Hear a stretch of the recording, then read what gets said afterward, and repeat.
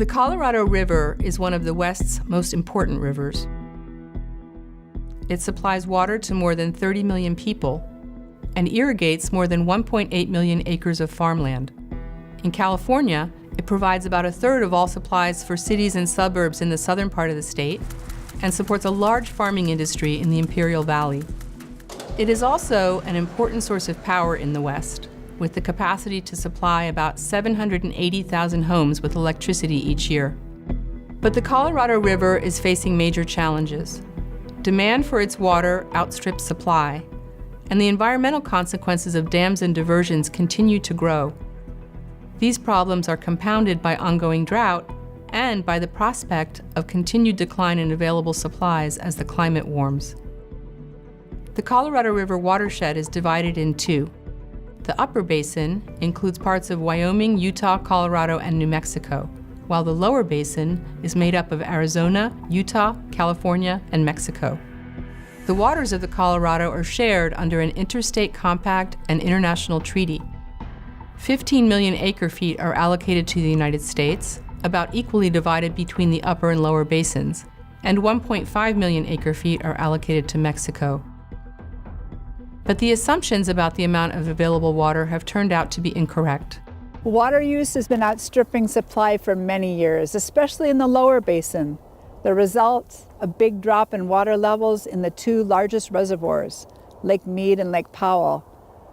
This mismatch between water use and available supply, in part it's due to dry conditions over the past 15 years, but it's also because we overestimated the amount of water available when we divided up the river's waters almost a century ago.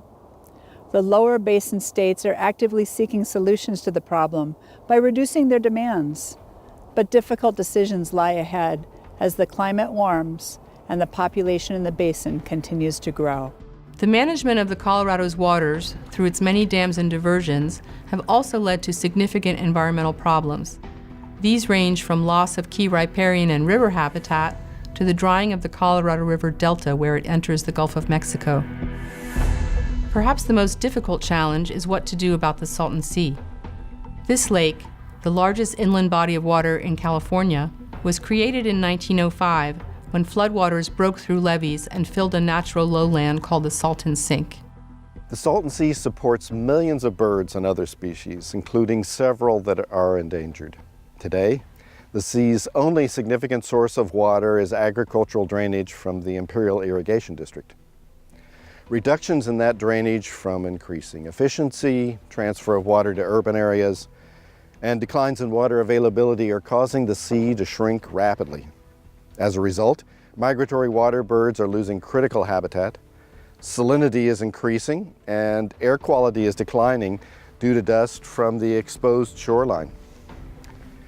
California is on the hook for addressing these problems.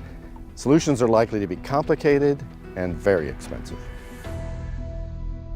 The federal government, Mexico, and the 7 states that rely on the Colorado River all recognize the need to address the river's water supply and environmental problems.